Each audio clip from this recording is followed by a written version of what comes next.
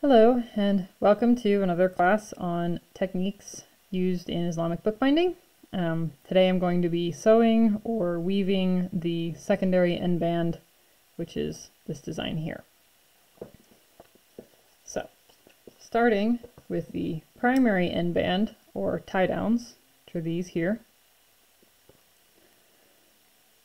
So, I have two colors for my secondary endband.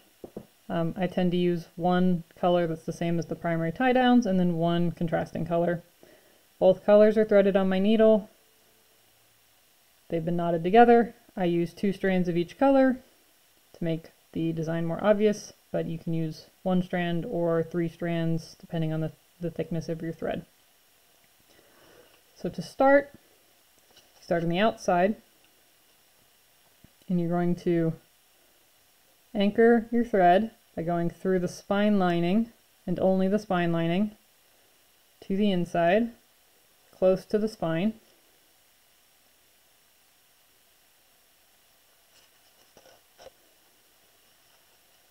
Like this. And then you're going to go up just a little bit. And you're going to go back to the outside of the spine lining. Again, going only through the spine lining. And that anchors the thread. But what you actually need is the thread on the other side. So you're going to go between the first 2 stitches of the tie-down, right near the very top of the spine lining. So right between the first 2 stitches. And you're going to go back to the inside. At this point, I find it helpful to prop the book up in between a couple of objects to hold it still while you work. Now you're going to pick a color, either color, and you're going to take it off your needle. So I'm taking white off of my needle. So red is going to be my working thread. You may need to detangle the 2 threads from each other. Go ahead and do that. Now, you're going to take your extra, what I call a weft thread. So these are warp threads. This is a weft thread, and this is your working weft thread, this red one.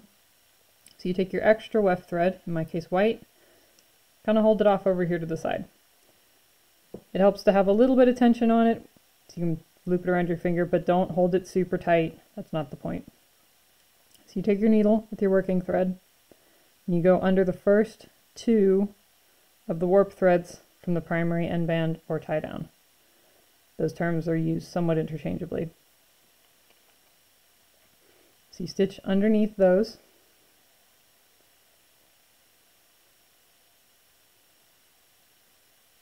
And then underneath your weft thread. And then kind of slide your stitch down as close as you can to the pages. And then you come back over your weft thread and you go into the next set of 2 warp threads. You can do a different number than 2. You could do 3, you could do 4. Doing only 1 tends to result in a very small pattern, which is difficult to see. And in this case, I've gone under the weft thread as I did the warp threads. It's a little bit more efficient motion, but it might be easier for beginners to do them in 2 separate motions, so I will do that again. So, under the next 2 warp threads, under the weft thread, over the weft thread, and under the next 2. Make sure you do actually get 2 if 2 is the number you've picked. As you can see, when they're all close together, like over here, it can be difficult to tell the difference between which ones are different ones. And you may accidentally grab more than you mean to.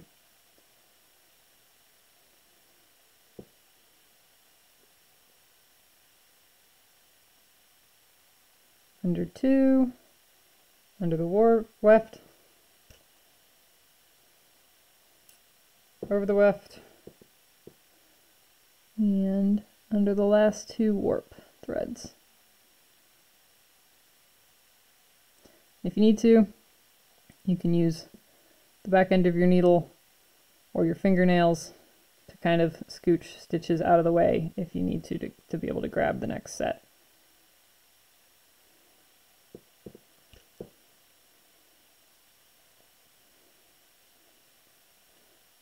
When you come to an end of a row, it'd be helpful to make sure that you've got good, even tension on both your working thread and your weft thread. So I like to lightly tug them just a little bit to make sure that they're laying flat. And also, you can use your nail or your needle or another tool and just sort of push them as far as you can towards the inside of the book.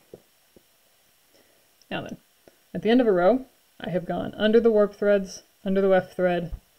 I come back over the weft thread and go back into the 2 warp threads. This time I'm going from left to right instead of right to left.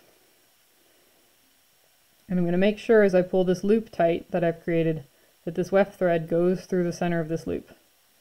If you happen to get this loop that is entirely separate from this weft thread, what will happen if you pull this loop is that you will simply undo the last stitch that you did.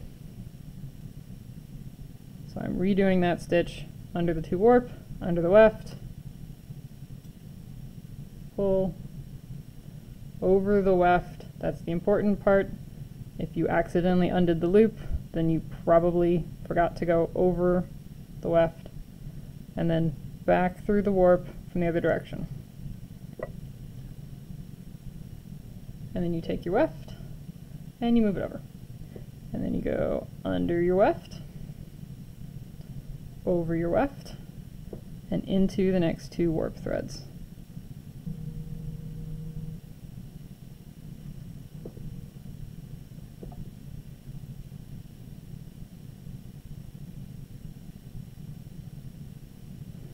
One thing you want to make sure of at the end is that you don't pull so tight that you bow this in.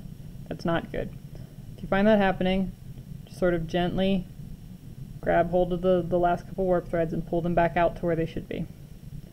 A way to prevent that is to hold on to them while you're tightening. And you do want to make sure to tighten, especially the extra weft thread at the end of each row, otherwise it has a tendency to form a weird little loop thing. So, under the weft, oops, fix that, under the warp,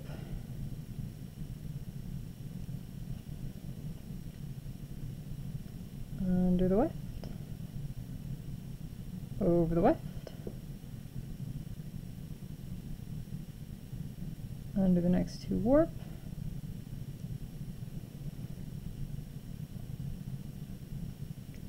and then you just keep doing this back and forth.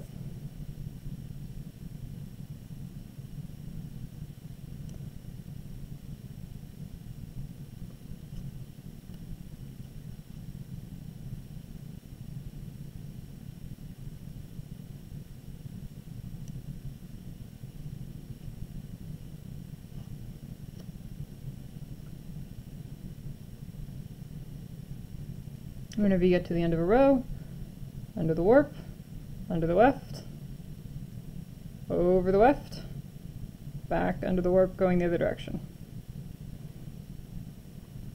Now there's 2 primary designs that were used in the medieval period for this, and they are the chevron, which is the one I'm doing, and striped.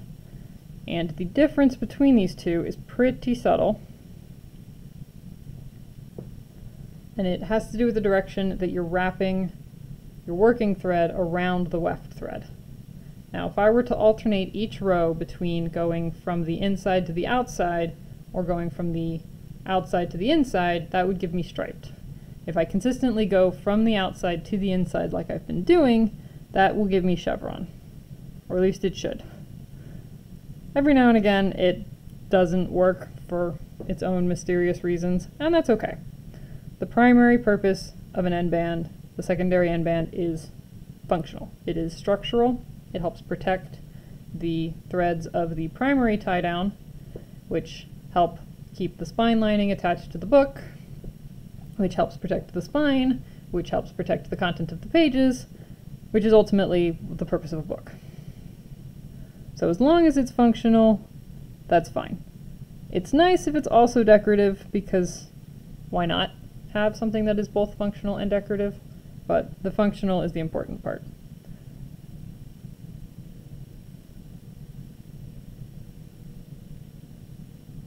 So depending on what size Endband core you're using, I generally use leather. Tightly rolled paper or parchment is also an option. And depending on the thickness of your threads, depends on how many rows you end up doing. I find that using a double thickness of thread makes it very easy to see the pattern that I'm doing, and it also goes a lot faster. You don't need as many rows.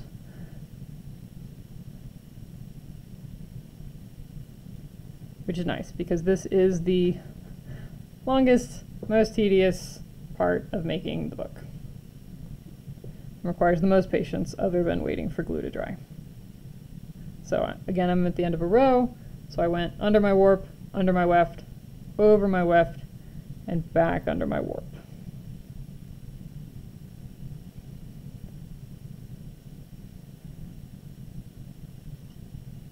Under my weft when I move it over, over my weft, and under the next two warp threads.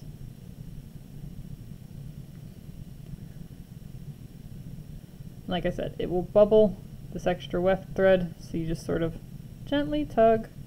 You want it taut, but not so tight that you're warping the warp threads. Pun definitely intended. Under the next two warp threads, under the weft, over the weft.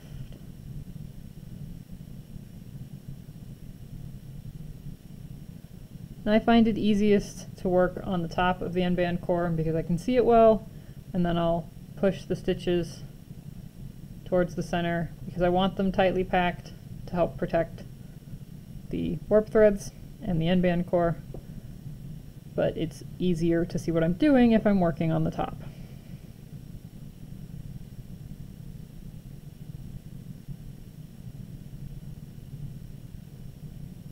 Magnifying glass also really helps. You see what you're doing.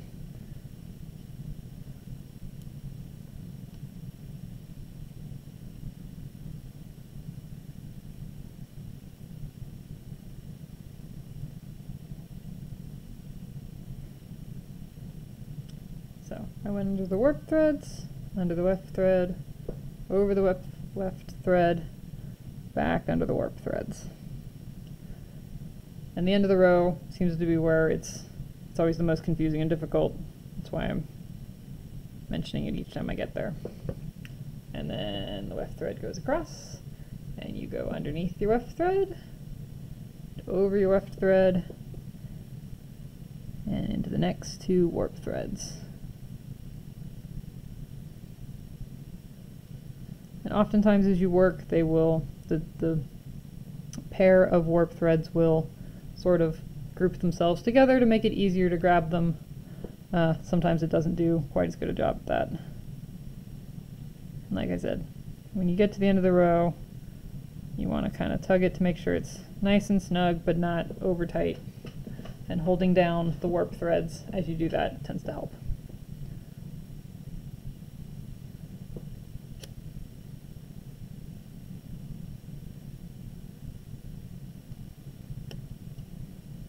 You keep going like this until you've completely covered the Endband core.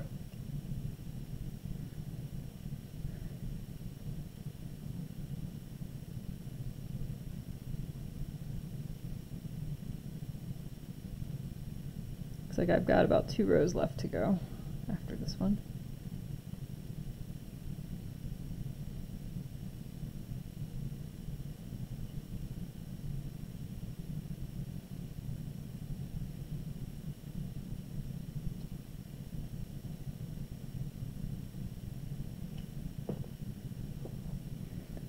And it's a little rougher than some of my usual ones because trying to teach and do it at the same time is not one of my strongest suits, but you can more or less see a slight V shape forming in my stitches. That's the chevron pattern. One thing to note, if you're getting near the end and it's difficult to pick up stitches, you can go lower where the tie downs are, further down the spine, if you need to help you pick up the stitches you need. And then just slide your needle around once you've picked up your stitches. I find the last row or two, I occasionally need to do that.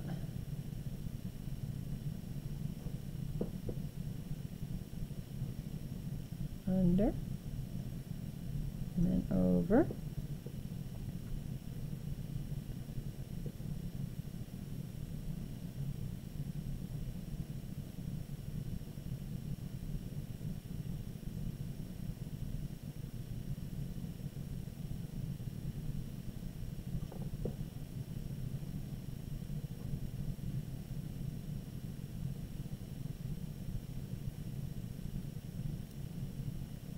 You want to make sure you don't wrap it around the bottom side of your endband core. Working with a shorter endband core that has less excess makes that a little easier, but also gives you less to hold on to if you need to while you're tightening threads.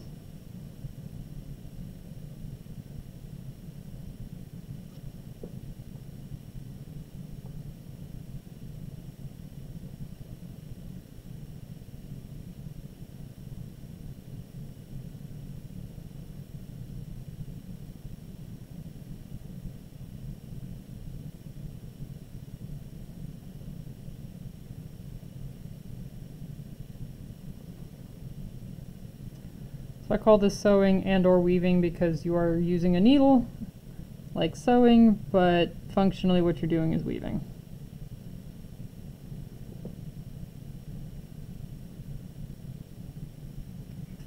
Under, over, and this is going to be my last row.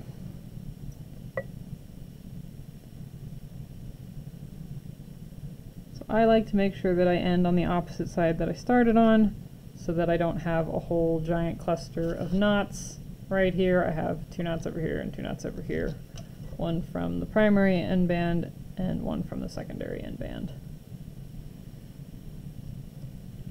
Okay. Under your weft, over your weft.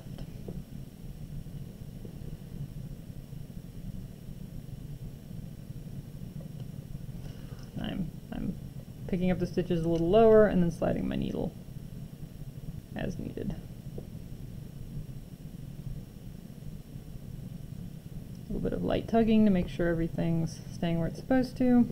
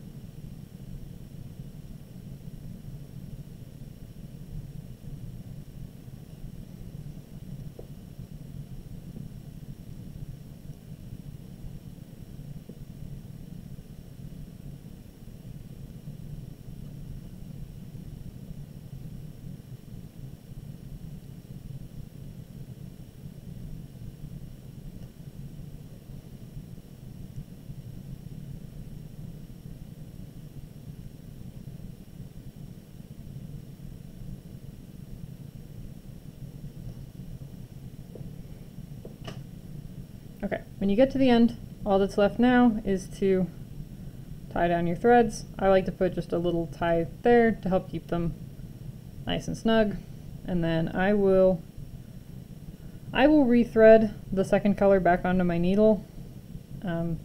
If you prefer to tie a knot that ties both ends without doing that, go for it. Whatever works for you. This is what works for me. So do that. It's a really simple, I go where I tied the knot for the primary tie down, stab through just a little bit of only the spine lining, not the pages, and then tie a knot through the loop. The downside of doing it this way is that I have a bunch of extra thread from the, you can start out with the same length, but whichever one you use as a working thread will end up slightly shorter. than the one you used as a weft thread. And then I tie it twice for security.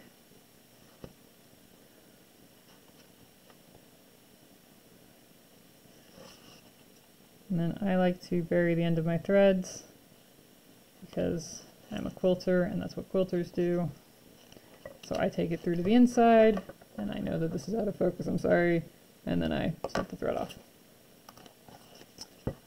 And ta-da! Not one of my finer ones. This one's much better, and I promise I used the exact same method, except I was focused on doing that instead of demonstrating. So, that's how you sew the chevron pattern, secondary endband for Islamic style bookbinding. It serves both a decorative and functional purpose, so it is recommended that if you're going to make an Islamic style book that you go ahead and do an actual integrated endband as opposed to the glue-on endbands more common in modern bookbinding.